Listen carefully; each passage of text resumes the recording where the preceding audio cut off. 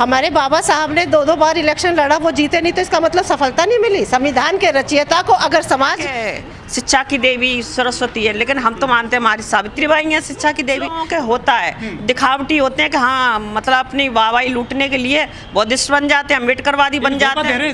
आप तुलसीदास की मानसिकता देखिए ना, उनकी पत्नी कहाँ रही है उनके साथ। इनमें कुछ ना कुछ तो कमियां होंगी ना, तो कितना टॉर्चर करा होगा उस औरत को। उस औरत की देखो, उस औरत की सोचो कि इन्होंने घर से निकाल दिया, इस्तीफा इन्होंने खुद नहीं दिया है। आप समझिए केजरीवाल की चाल। जब भी कोई बात होती है, संदीप वाल्मीकि का एक फोटो आया था 4 साल पहले का, इन्होंने उनसे इस्तीफा मांग लिया। नहीं, बहुजन आंदोलन भी हो रहा है, उनको भी सांस फूल रही है। मोहन भागवत जी की, वो कभी मस्जिद में जाते हैं, मुसलमान को जो ग्रेट लीडर हैं, बड़े बड़े लीडर हैं, उनसे जाके मिलते हैं कि एक ही खून है हमारा, डीएनए एक ही है। और अब इनको ये लगता है कि बहुजन जो हमारी जागृति आ रही है लोगों में, ये सारे एजेंडा सामने आ रहे हैं कि हम ये बहुजन अलग होते जा रहे हैं। वो प्रदर्शन पर उतर आए हैं, बहस कर रहे हैं, तर्क वितर्क कर रहे हैं। इसलिए जो है वो उनको अब याद आया कि अब हमारे रविदास, बहुजन समाज जो भी कुछ है वो सब एक है। को लेकर तो बाबा साहब ने आंदोलन किया, लेकिन रामचरितमानस को लेकर आप लोगों ने पूरा मोर्चा खोल दिया, पूरा तेज आंदोलन कर दिया। तो आप तुलसीदास की मानसिकता देखिए ना, उनकी पत्नी कहाँ रही है उनके साथ। इनमें कुछ ना कुछ तो कमियां होंगी ना, तो कितना टॉर्चर करा होगा उस औरत को। उस औरत की देखो, उस औरत की सोचो कि इन्होंने घर से निकाल दिया। और तुलसीदास तो बड़ा प्यार करते थे ना अपनी पत्नी से। देखिए प्यार, ऐसा कैसा प्यार है जो छोड़ के चली गई वो है।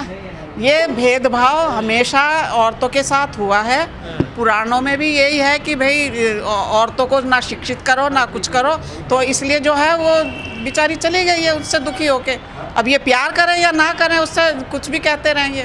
तो जो इनकी जिंदगी में बीता है वही इन्होंने सामने रख दिया रामचरितमानस में। लेकिन इन चीज़ों को लेकर दिल्ली में 22 प्रतिज्ञाएं हुई बाबा साहब की, तो जो राजेंद्र प्रसाद उनको इस्तीफा देना पड़ा। लेकिन स्वामी प्रसाद मौर्य या जो शिक्षा मंत्री हैं बिहार के चंद्रशेखर, उन्होंने इस्तीफा नहीं दिया, वो अपने बयान पर डटे रहे। तो दोनों में क्या अंतर देखती हैं आप? ये खुले मन से कह रहे थे कि भाई सब लोग 22 प्रतिज्ञा लें, वो 22 प्रतिज्ञा के अभी फेरे में नहीं है। जब उनको मौका मिलेगा वो भी 22 प्रतिज्ञा में आ जाएंगे। नहीं, इनका इस्तीफा हो गया। इस्तीफा इन्होंने खुद नहीं दिया है। आप समझिए केजरीवाल की चाल। जब भी कोई बात होती है, संदीप वाल्मीकि का एक फोटो आया था 4 साल पहले का, इन्होंने उनसे इस्तीफा मांग लिया था, इनसे भी इस्तीफा मांगा। भले ही हमें ये कहा जाए कि हाँ इस्तीफा नहीं मांगा, लेकिन इस्तीफा मांगा है, लेकिन ये इसलिए दिया है। नेता हैं आजकल कह रहे हैं कि हम भी शूद्र हैं, हम भी शूद्र, मैं भी शूद्र। क्या इसका भी कोई फर्क पड़ा है? कौन कह रहा है? स्वामी प्रसाद मौर्य, तमाम पिछड़े नेता जो कह रहे हैं। स्वामी प्रसाद मौर्य को अगर इतना लग रहा था पहले से, क्यों नहीं उसने बोला ये बात का? शूद्र तो है, सभी शूद्र हैं। अखिलेश यादव को भी अब याद आया कि हाँ हम शूद्र हैं। प्रसाद मौर्य तो मिशनरी हैं, वो तो बाबा साहब के अनुयायी हैं, बुद्धिस्ट हैं वो तो। अरे हैं तो तब से क्यों नहीं बोला उन्होंने? पहले से बोलना चाहिए था कि हम भी शूद्र हैं। बहुजन समाज, ओबीसी समाज जो भी इतना आगे, कई बार बहुजनों का, दलित समाज का साथ नहीं देता, अब उन्हें याद आया कि हाँ हम बहुजन हैं। पर याद आ रहा है, याद आ रहा तो अच्छी बात है। अखिलेश यादव भी कह रहे हैं, देखिए। हाँ अच्छी बात है, कम से कम समाज में 24 में हम एक साथ तो लड़ेंगे इलेक्शन, कम से कम अपना अधिकार तो लेंगे। जो ये बैठे हुए हैं तो SC ST वाले जो दलित है वो क्या हैं? वो भी सब हैं, वो तो आगे से पहले से ही हैं। अच्छा। बहुजन ओबीसी जो है यही अपने आप को नहीं मान रहे थे कि हम शूद्र हैं। अब इन्हें भी पता लग गया है कि अब हम शूद्र हैं, तो अब वो भी आ रहे हैं हमारे साथ। मोदी जी तो ओबीसी हैं। मोदी जी तो नकली मोदी जी ओबीसी हैं। उनकी डिग्री वो बिना डिग्री के देखो 10वीं 12वीं के एग्जाम के लिए वो पर्चा पे चर्चा करते हैं। आप इतना मान लो, करोड़ों रुपए खर्च कर दिए हैं, जिनको खुद भी पता नहीं है कि वो कितनी डिग्री ले रखे हैं, कितनी क्लास पास हैं। कमलेश जी, आप लोगों पे आरोप है कि आप सनातन को ना बदनाम कर रहे हैं। अच्छा, तोड़ रहे हैं। कोई बात नहीं, हम आरोप सहने को तैयार हैं। हम तो सनातन को मानते नहीं, हम तो बौद्ध धर्म को मानते हैं, हम तो भगवान बाबा साहब को मानते हैं और भगवान बुद्ध को मानते हैं। हम सनातन के धर्म को कोई नहीं तो मानते। फिर सनातन का विरोध क्यों करते हैं आप लोग? विरोध कहाँ कर रहे हैं? हम तो अपने समाज को इकट्ठा कर रहे हैं, हम कोई विरोध नहीं कर रहे हैं। जिनको पूजा करनी है करते रहो, सनातन बनते रहो, लेकिन हमारे ऊपर अत्याचार नहीं करें ना। हजारों हजार लोगों को आप लोग धर्म परिवर्तन करवाते तो हैं। अच्छी बात है। जो हमारा बेचारा दबा कुचला है समाज है, जिसको अभी ज्ञान नहीं है, तो हम उनको अगर जागृत कर रहे हैं तो क्या नुकसान हो रहा है? हम अपने समाज को जागृत कर रहे हैं, उनको तो नहीं कह रहे, उनको तो उनके सनातन को तो नहीं कह रहे, धर्म मानने वालों को, बनिया ठाकुर ब्राह्मण, उनको तो नहीं कह रहे कि आप बौद्ध धर्म मानो।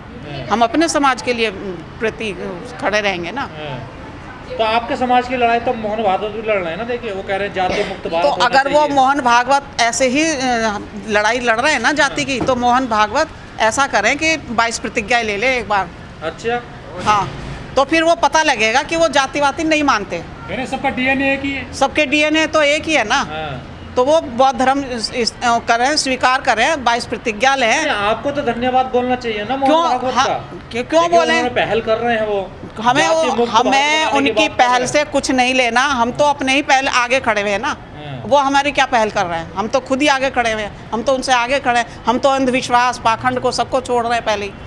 अच्छा, सनातन धर्म में है क्या? पूजा करो, पाखंड करो, अंधविश्वास में पढ़ो। जाती है ये कथावाचक जो वचन वचन देते हैं फिर वचन करते हैं, इनके दरबार में जाती हैं? आप नहीं जाती?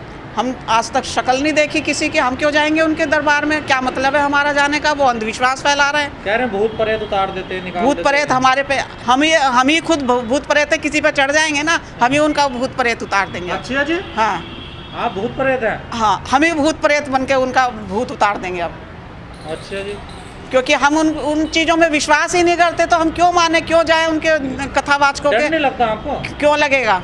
सारे आधे से ज़्यादा बलात्कारी हैं वो। चाहे राम रहीम को देख लो, चाहे आशाराम को देख लो। आशाराम की अभी कितने 2-3 दिन पहले उसको फिर से सज़ा सुनाई गई है। वो अगर उतना ही वो भगवान का पुजारी होता तो भगवान को बुलाओ ना, वो निकाल लें जेल से। कहा जाता है आप लोग पैसा लेते हैं हिंदुओं को बदनाम करने के लिए।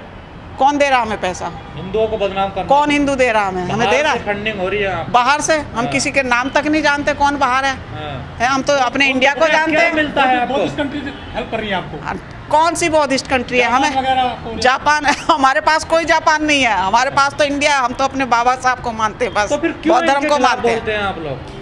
तो जो अत्याचार तो हमारे समाज के ऊपर हो रहा है ना, अत्याचार हमारे लोगों पे हो रहा है ना, तो हम इन्हीं के खिलाफ आप बोलेंगे। जेल भी जा सकती है, डर नहीं लगता आपको? जेल एक बार नहीं 10 बार भेजो, अच्छा, कोई डर नहीं लगता हमें। होली आ रही है, कुछ तैयारी कर रहे हो आप? होली नहीं, हम तो मनाते ही नहीं है। हमारा तो पहले ही ताला लग जाता है सुबह 7 बजे हाँ। और शाम के 2 बजे गुलाल 3 बजे लगाते खुलता हो? है। नहीं, कुछ नहीं लगाते, रंग वंग? नहीं कुछ नहीं लगाते। बाल वाली घूमते हो? हैं? बाल वाल घूमते हो? नहीं नहीं कुछ नहीं करते, चलिए ठीक कुछ नहीं करते। आपका क्या नाम है? मेरा नाम अजय लता बौद्ध।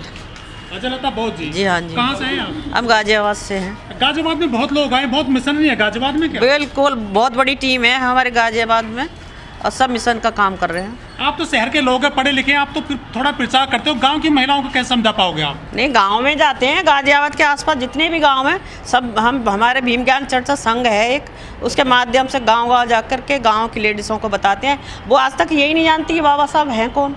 उनको हम ज़मीनी स्तर से बताते हैं कि बाबा साहब ये है, इन्होंने क्या किया है हमारे लिए। इसके सबसे लिए किसकी कमी मानते हैं आप? इसके शिक्षा की कमी मानते हैं। वो शिक्षित नहीं है इसलिए जानती नहीं है।